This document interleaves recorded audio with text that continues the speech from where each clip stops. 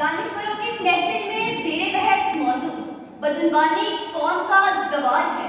پلک کشائی کرنا گویا سورج کو چراغ دکھانے کے مترادف ہے، لیکن دیے گئے موضوع پر چند معجزات پیش کرنے کو اپنے لیے باعث سعادت مندی سمجھتی ہوں۔ اے وطن کے تیرا اترا ہوا چہرہ کیوں ہے؟ اے وطن کے تیرا اترا ہوا چہرہ کیوں ہے؟ غرفہ و بام شبستہ میں اندھیرا کیوں ہے؟ درد پلکوں سے لہو بن کے چھلکتا کیوں ہے؟ ایک ایک سانس پہ تنقید کا پہرا کیوں ہے؟ ایک ایک سانس پہ تنقید کا پہرا کیوں ہے؟ صدرائے وقار، بدعنوانی کا لفظ کسی تعریف کا محتاج نہیں، ہو بھی کیوں؟ کیا ہم اپنے ارد گرد اس کو پہچانتے نہیں؟ کہیں کیا رات کے ناجائز استعمال کی شکل میں، کبھی خیانت کی صورت میں، کبھی رشوت کے طور پر، کبھی ملاوٹ کے بھیس میں، کہیں تجارت میں ناجائز منافع خوری میں، کبھی ناپ توڑ میں کمی سے، کہاں تک سنو گے، کہاں تک سناؤ؟ کہاں تک سنو گے، کہاں تک سناؤ؟ ہزاروں ہی شکوے ہیں، کیا کیا سناؤ؟ صدرائے وقار، آج جس شعبے کا رخ کرے بدعنوانی اس میں سرایت کیے ہوئے ہیں، مگر بدعنوانی کا اجاز ملاحظہ کیجیے کہ ہر دیکھنے والے کو دوسرے کی بدعنوانی دو چند ہو کر نظر آتی ہے اور اپنا دامن کھجلا دکھائی دیتا ہے۔ اپنی خرابیوں کو پسے پشت ڈال کر، اپنی خرابیوں کو پسے پشت ڈال کر ہر شخص کہہ رہا ہے زمانہ خراب ہے۔ صدرائے وقار، بحیثیت قوم اس وقت ہمیں اس بڑے محاذ کا سامنا ہے وہ بدعنوانی ہی ہے۔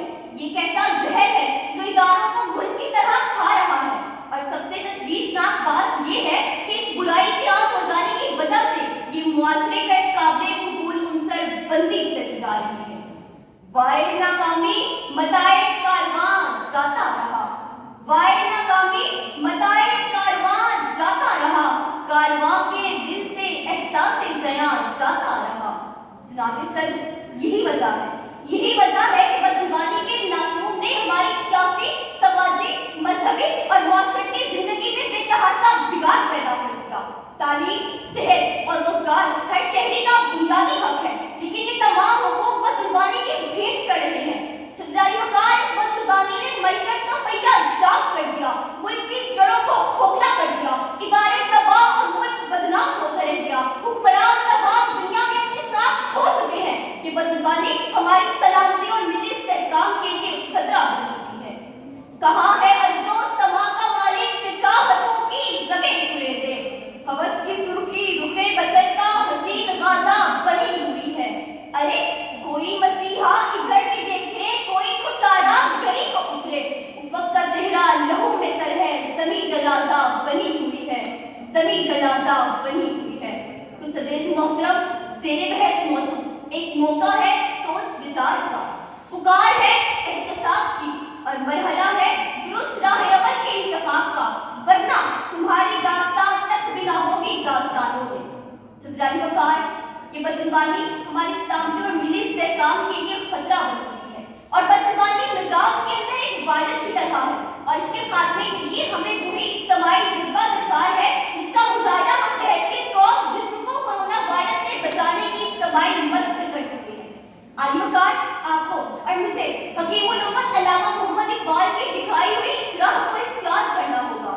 سبق پھر پڑھ صداقت کا، عدالت کا، شجاعت کا، سبق پھر پڑھ صداقت کا، عدالت کا، شجاعت کا، لیا جائے گا تجھ سے کام دنیا کی امامت کا، اور اگر ہم نے ایسا نہ کیا تو یاد رکھیے خدا نے آج تک اس قوم کی حالت نہیں بدلی، نہ ہو جس کو خیال آپ اپنی حالت کے بدل لے گا۔ عالی وقار، میں اپنی تقریر کا اختتام ان الفاظ سے کرنا چاہوں گی۔ کبھی لوٹی ہوئی اپنی ہی دولت مار دیتی ہے، کبھی کشکول میں قرضوں کی ذلت مار دیتی ہے، ہماری قوم جاہل ہے، ہمارے رہنما غافل، سو ایسی قوم کو اس کی رعایت مار دیتی ہے۔ یہاں ایمان بکتے ہیں، یہاں عنوان بکتے ہیں، غریبوں کو تو بدعنواں حکومت مار دیتی ہے، سرے بازار ہوتے ہیں یہاں سودے ضمیروں کے، اگر غیرت کو نہ مارے تو غیرت مار دیتی ہے، مریں گے موت کی تقسیم کرنے والے بھی ایک دن، سہولت کار لوگوں کو سہولت مار دیتی ہے، شریفوں کی وکالت کرنے والے غور سے سن لیں، ہمیں جو لوٹ لے ایسی شرافت ہے، سرے محفل جو بولوں تو زبان